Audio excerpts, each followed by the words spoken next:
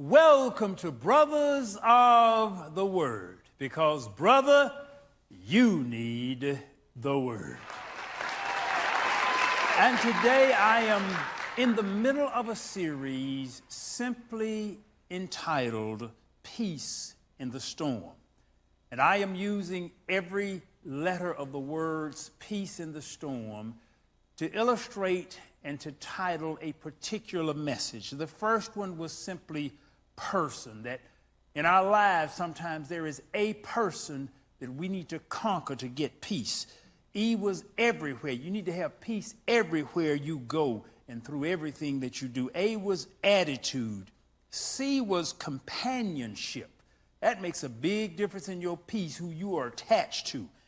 And today's message, E, is excellence. Excellence. A man was driving down through the country, and as he was driving, he looked out and he saw a farmer standing in the middle of a large wheat field.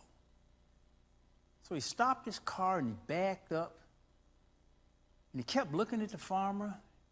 And the farmer was just standing there, just standing out in the field, just standing there, doing nothing, saying nothing, not moving, just standing out in the field. So the man said, what in the world is he doing? He's not a scarecrow, because he would have his arms. He's just standing there. What in the world is he doing just outstanding in his field? So the man just got out of the car. He got out of the car and he hopped over the fence. He had a little plank fence there, and he hopped over the fence and he started walking towards the man. He finally got up to the farmer, and the farmer was just standing there. He said, excuse me, sir. I said, yes, sir. He said, excuse me, I'm just curious. I'm noticing you just standing here. Is something about to happen? I said, no. He said, are you waiting on someone? He said, no. He said, well, would you mind if I ask exactly what are you doing just standing here? He said, I want to win the Nobel Peace Prize and the $1 million that goes along with it.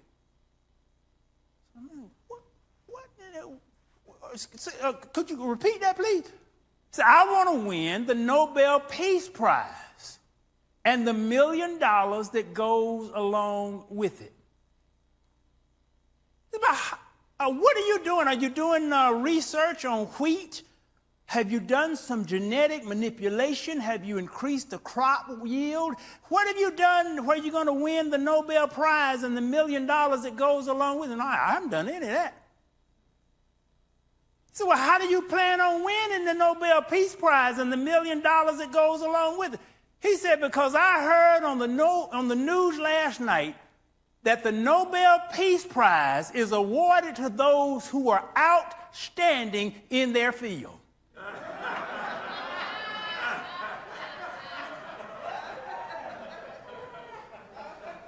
Today's message deals with excellence. Excellence. And too many of us, we want the prize, but we just outstanding in the field. And he didn't understand what the words meant. He didn't understand that you had to work, that you had to sweat, that you had to be excellent. He thought all you had to do was just stand there. And you see, peace comes with excellence.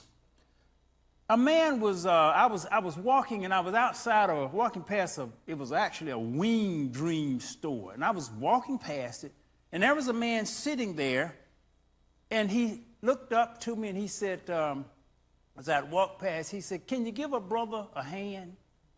And I understood what he meant, because I could tell that he was rather destitute. He was out begging. So I stopped, I turned around, and I pulled out my wallet, and I pulled out some money.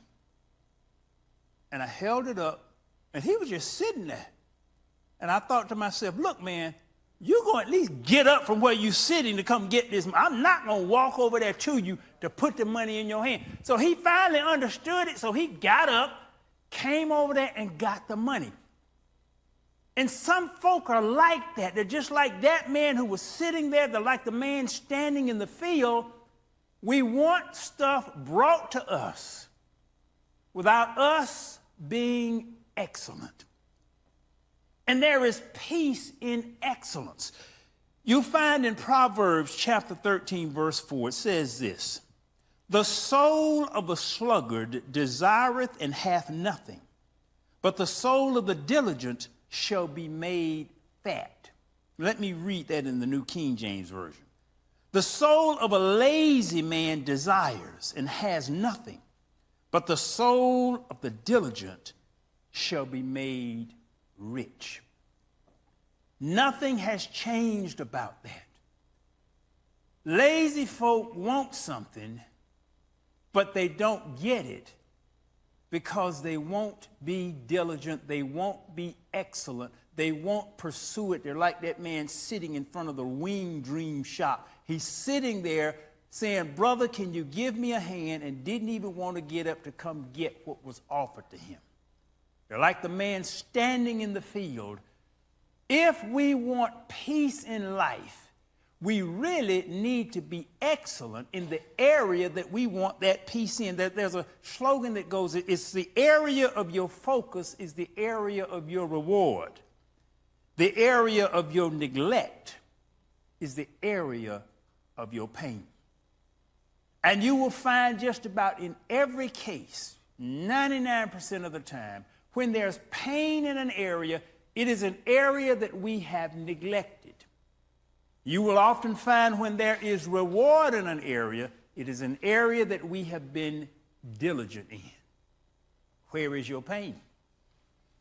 So when you answer that question of where is your pain, you have to ask yourself the next question: have you been diligent? Have you been excellent in that area? Because excellence simply breeds peace. We have a lot of students in here today. And one of the things that can take peace away is academic performance when you have to go in for a test. Do you know you don't have stress and strain when you prepare for that test? You're waiting on it.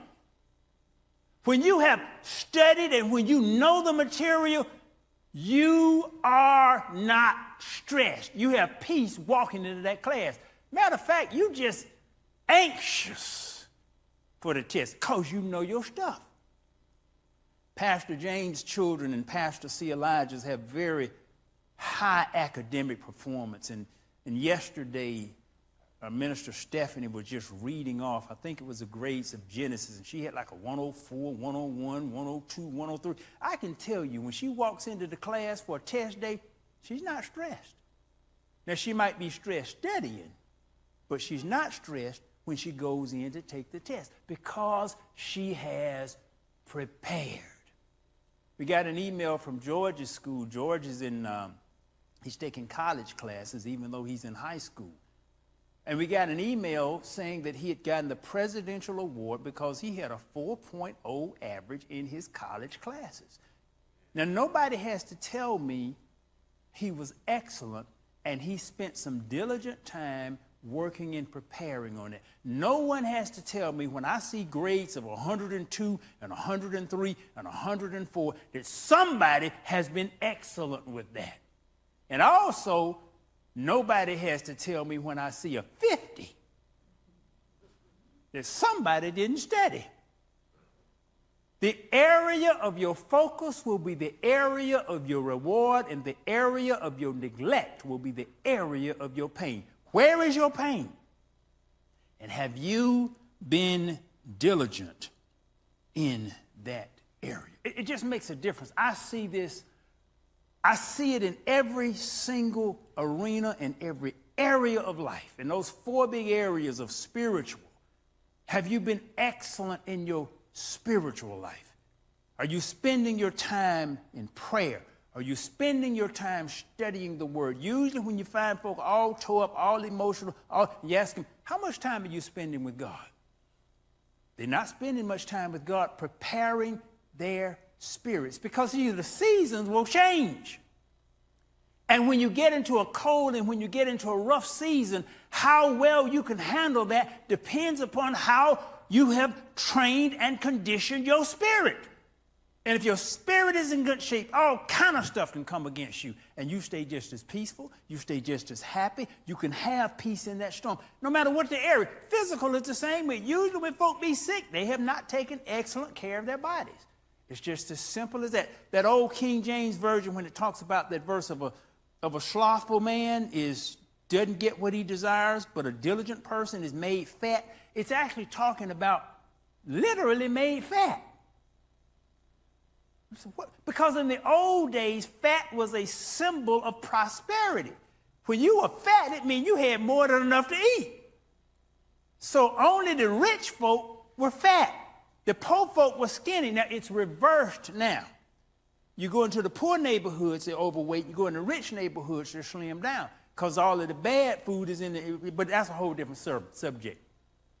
But actually, when you are diligent, it makes a difference in your body. When you are diligent, it makes a difference in your relationship. You go look at any busted up relationship, I can guarantee you both parties were not excellent in that relationship. Look at your money. When your money is in a mess, I can guarantee you there was not excellence. And when you have excellence in those areas, there's a peace because now you're not worried about what's coming. You know you're able to handle whatever life sends at you. And I talked about the young people, and we've got two of the young people sitting here right now. There's Joseph and there's George. And actually, we're so thankful to have them because in our companies, we're getting on up in age. And not only are we up in age, we still have a lot of energy, we still work hard, but a lot of times we're not tuned into a lot of the modern stuff. So Joseph is now in our company, he is head of digital marketing. And George is the editor of the newsletter that we're going to be releasing very soon at healquick.news. And every Monday, we meet to go over the progress and the plans of the digital marketing campaign. And this past Monday was a federal holiday. All the businesses closed. And I said, we're probably not going to meet today because we meet electronically over Zoom. I said, we're probably not going to meet today because today is a federal holiday and nobody's working today. I said, but I'm president of the company. I want to be on there just in case because they probably, these young folk, they're not going to be there. They're not going to be there. I tuned into the call about 3 minutes early. George was there. Then at the exact time of the call to begin, Joseph came on the line. Nobody else in both companies working. And I would have assumed that they wouldn't have come on the call because it's a holiday and everybody resting on a holiday. Both of them were there. And I saw from that, these boys are going to be excellent with this thing. Because they're going beyond when everybody else sleeping, relaxing, and stuffed and full, and watching TV and playing video games. They're here on a day that everybody else is off. It is no accident when you see success. It is no accident when you see peace. That thing is often the result. Someone has done something beyond the norm, and they have gone beyond what they were even required to do. I'm reading the book now called Grit. And as I was reading Grit, they talked about Jeff Bezos, who has perhaps one of the most successful companies in the world. And he is the second wealthiest man behind Elon Musk right now.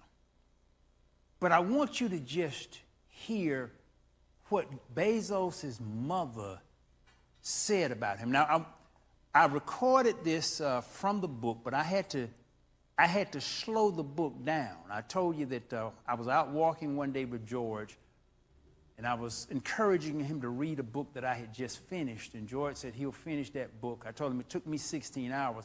He said, it's not going to take me 16 hours because I listen to my books at double speed. And from that point on, it caused me to speed up my books. So I'm actually listening to Grit at 1.5 times speed. But when I went to record the clip, I said, wait a minute, this thing sounds like taking a tape and speeding it up. The folk not even going to be able to understand it. So I had to slow it down to normal speed. But what happened when I slowed it to normal speed, it sounded like the lady was talking in slow motion to me because I had gotten used to listening faster. So, and then Pastor James is saying, yep, because when he heard me talk about it, he's now sped up his books to 1.5 speed. Who you are around makes a difference. And he said when he slowed his back up to normal, it sounded like they're talking in slow motion. So, AV, I want you to play this clip from the book. To me and to Pastor James, it's going to sound like it's slow motion because we listen now much faster. But I want you to hear what she said about Jeff Bezos and how he was coming up. And I want you to think in your mind the quality of excellence. What about Jeff Bezos? Jeff's unusually interest-filled childhood has a lot to do with his unusually curious mother, Jackie. Jeff came into the world 2 weeks after Jackie turned 17 years old. So, she told me, I didn't have a lot of preconceived notions about what I was supposed to do. She remembers being deeply intrigued by Jeff and his younger brother and sister. I was just so curious about these little creatures and who they were and what they were going to do. I paid attention to what interested each one. They were all different and followed their lead. I felt it was my responsibility to let them do deep dives into what they enjoyed. For instance, at 3, Jeff asked multiple times to sleep in a big bed. Jackie explained that eventually he would sleep in a big bed, but not yet. She walked into his room the next day and found him, screwdriver in hand, disassembling his crib. Jackie didn't scold him. Instead, she sat on the floor and helped. Jeff slept in a big bed that night. By middle school, he was inventing all sorts of mechanical contraptions, including an alarm on his bedroom door that made a loud buzzing sound whenever one of his siblings trespassed across the threshold. We made so many trips to Radio Shack, Jackie said, laughing. Sometimes we'd go back 4 times in a day because we needed another component. Once he took string and tied all the handles of the kitchen cupboards together, and then when you opened one, all of them would pop open. I tried to picture myself in these situations. I tried to picture not freaking out. I tried to imagine doing what Jackie did, which was to notice that her oldest son was blooming into a world-class problem solver, and then merrily nurture that interest. My moniker at the house was Captain of Chaos, Jackie told me, and that's because just about anything that you wanted to do would be acceptable in some fashion. Jackie remembers that when Jeff decided to build an infinity cube, essentially a motorized set of mirrors that reflect one another's images back and forth ad infinitum, she was sitting on the sidewalk with a friend. Jeff comes up to us and is telling us all the science behind it, and I listen and nod my head and ask a question every once in a while. After he walked away, my friend asked if I understood everything, and I said, it's not important that I understand everything. It's important that I listen. By high school, Jeff had turned the family garage into a laboratory for inventing and experimentation. One day, Jackie got a call from Jeff's high school, saying he was skipping classes after lunch. When he got home, she asked him where he'd been going in the afternoons. Jeff told her he'd found a local professor who was letting him experiment with airplane wings and friction and drag. And, okay, Jackie interrupted, I got it. Now let's see if we can negotiate a legal way to do that. In college, Jeff majored in computer science and electrical engineering, and after graduating, applied his programming skills to the management of investment funds. Several years later, Jeff built an internet bookstore named after the longest river in the world, Amazon.com. He also registered the URL www.relentless.com. Type it into your browser and see where it takes you. Now that's Jeff Bezos.